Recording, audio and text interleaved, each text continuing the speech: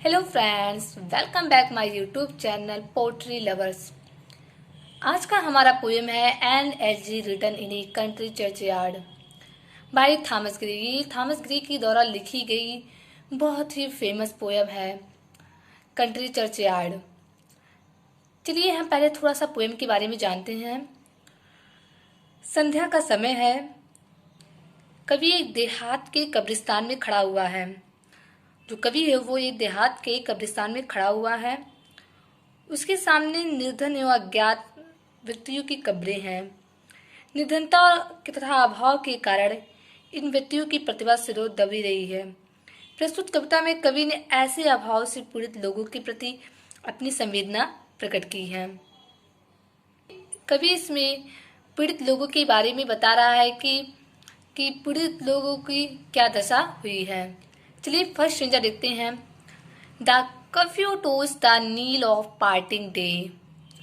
Curfew मिस होता है संध्या के समय बजने वाली गिरजाघर की घंटियां।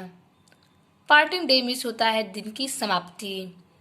गिरजाघर की घंटियां बजती हैं जिससे यह ज्ञात होता है कि दिन की समाप्ति हो गई है। The loving here win slowly the लाई।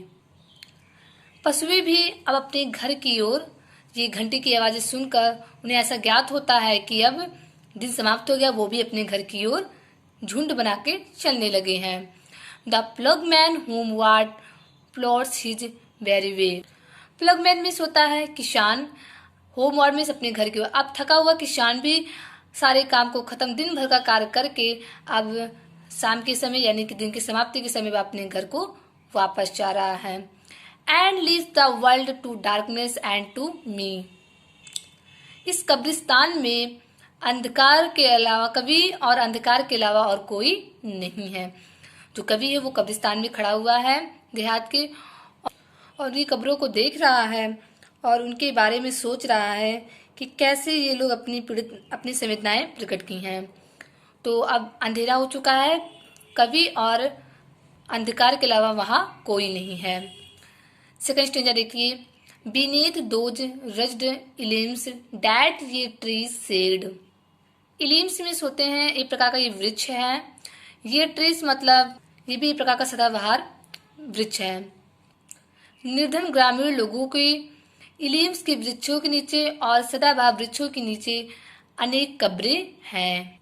इन वृक्षों की छाया के नीचे अनेक कब्रें हैं। Where heaves the turf in many a mouldering heap.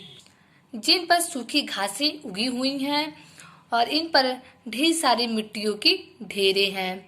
Each in a narrow cell for ever laid. इन छोटे छोटे कब्रों में the rude forefathers of the hamlet sleep. इन छोटे छोटे कब्रों में हमारे पूर्वज सदा के लिए सोए हुए हैं। फॉर फेदर मीन्स होता है पूर्वज। इन छोटे छोटे कब्रों में हमारे पूर्वज सदा के लिए सोए हुए हैं।